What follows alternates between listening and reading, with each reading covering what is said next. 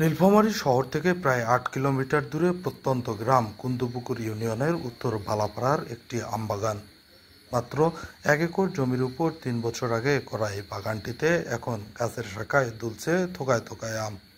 বেশিরভাগ আম পোকামাকড়ের আক্রমণ থেকে বাঁচানোর জন্য পরিবেশ বান্ধব ব্যাগ দিয়ে বাঁধা। না দেখলে বিশ্বাসই হবে না, ৩০০টি গাছের প্রতিটিতে দুলছে ১২ প্রজাতির চ্যাংমাই, গৌরমতি, চাকাপাত, banana, Dok Mai, red Palmer, Shraboni, হানিরিয়ু, কার্ডিমন, কিংজাই, সূর্যমুখী ও বাক্কিং জাতীয় বিভিন্ন প্রজাতির আম। সমাজবিজ্ঞানে মাস্টার্স করা রুমা রায় শুধুমাত্র আত্মতৃপ্তির জন্যই শহরের জলুসতা ত্যাগ করে ছুটে আসেন গ্রামে। এখানেই গড়ে তোলেন ১ একর জমির উপর একটি আমের বাগান। আমি এখানে আম বাগান করেছি। এই আম বাগান থেকে প্রথম বছর আমি ফল নেই নাই। আমার মোটা ২২৫টি আম গাছ আছে। এখান থেকে আমি গত বছর প্রায় ১.৫ লক্ষ টাকার আম বিক্রি করছি। এবার আমি কৃষি অফিসের পরামর্শ অনুযায়ী প্রায় ৫ থেকে ৬ লক্ষ টাকার আম বিক্রি করব। আমার আম খেতে খুব সুস্বাদু এবং বিদেশি ভ্যারাইটি আম ১২টা জাতের আছে বিদেশি। এই আম লেট ভ্যারাইটি, এর কারণে বাজার মূল্য অনেক বেশি পাওয়া যায়। বাজার মূল্য ১২টি জাতের আম আছে, সবগুলো বিদেশি প্রজাতির। চীনের আম যেমন চাকাপাত, চ্যাংমাই, ব্যানানা ম্যাঙ্গো, ডকমাই, তারপরে রেড আইভরি, গৌরমতি আছে, শ্রাবণী আছে। এটা একটা নারী হিসেবে আমার অনেক চ্যালেঞ্জ, অনেক প্রতিবন্ধকতার সৃষ্টি হয়, সেগুলো আমি ধৈর্য সহকারে মোকাবেলা করে আসছি, বাগান করতেছি। তো এইভাবে আমার মতো সবাই যদি এগিয়ে আসে, নারী উদ্যোক্তারা পারবে, তারা ধৈর্য রাখতে হবে, প্রচুর ধৈর্যের প্রয়োজন। রুমা রায় এখন গৃহিণী থেকে একজন সফল কৃষি উদ্যোক্তা। ২০২২ সালে নিজ পৈতৃক জমিতে দেশের বিভিন্ন প্রান্ত থেকে সংগ্রহ করে লাগান নানা প্রজাতির ৩০০ আমের চারা। নিজেই শুরু করেন পরিচর্যা, পাশাপাশি সহযোগিতা পান স্থানীয় কৃষি সম্প্রসারণ বিভাগের। এখানে ১২ প্রজাতির আম রয়েছে। কিং অফ চাকাপাত রয়েছে, নাম ডকমাই রয়েছে, চিয়াংমাই রয়েছে, আমাদের দেশি গৌরমতি রয়েছে, ব্যানানা ফল রয়েছে। বেশিরভাগ আমগুলো নাবি জাতের, লেট ভ্যারাইটি।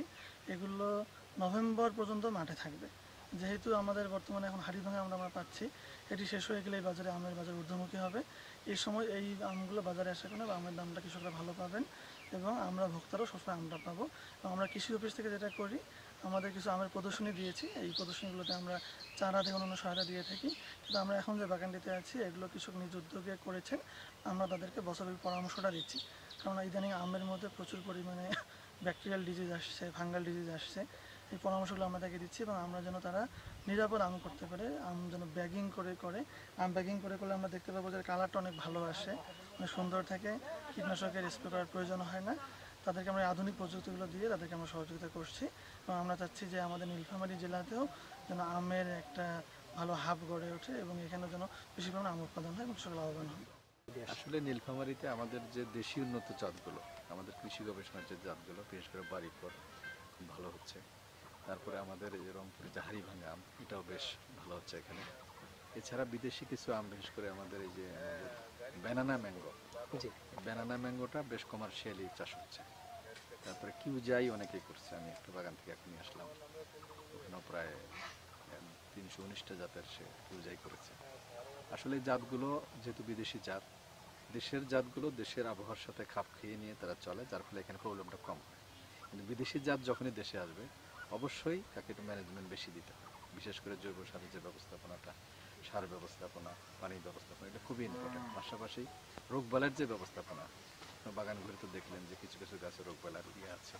এটা যদি কৃষকরা শুরু থেকে, যখন আমাদের গুটি আসে তখন থেকে কিন্তু ব্যবস্থাপনাটা নিতে হয়। ফুল আসার আগেই গাছে একবার স্প্রে করতে হয়, ফুল আসার পরে যখন গুটি আসে তখন স্প্রে করতে হয়। তারপর এই আমরা ফুল আসার জন্য অনেকে গাছের গোড়ায় পানি দিয়ে রাখে, এইটা আসলে কৃষকরা করে, কিন্তু এটা করা যাবে না। এটা ফুল আসার আগে 2 মাস আগে পানি গাছের গোড়ায় বন্ধ করতে হবে।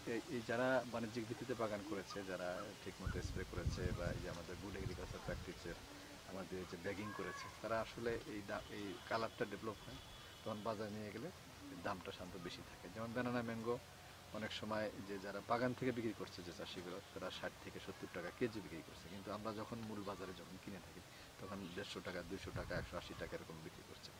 এবং যারা বাণিজ্যিক ভিত্তিতে করেছে সবাই বেশ ভালো লাভবান হচ্ছে। আমরা কোথাও দেখেছি যে 5 লাখ, কোথাও 7 লাখ, কোথাও 10 লাখ, এইভাবে কৃষকরা আশা করছে 2 বছর বাগান। গত বছরের চেয়ে অনেক বেশি ফলন আসে।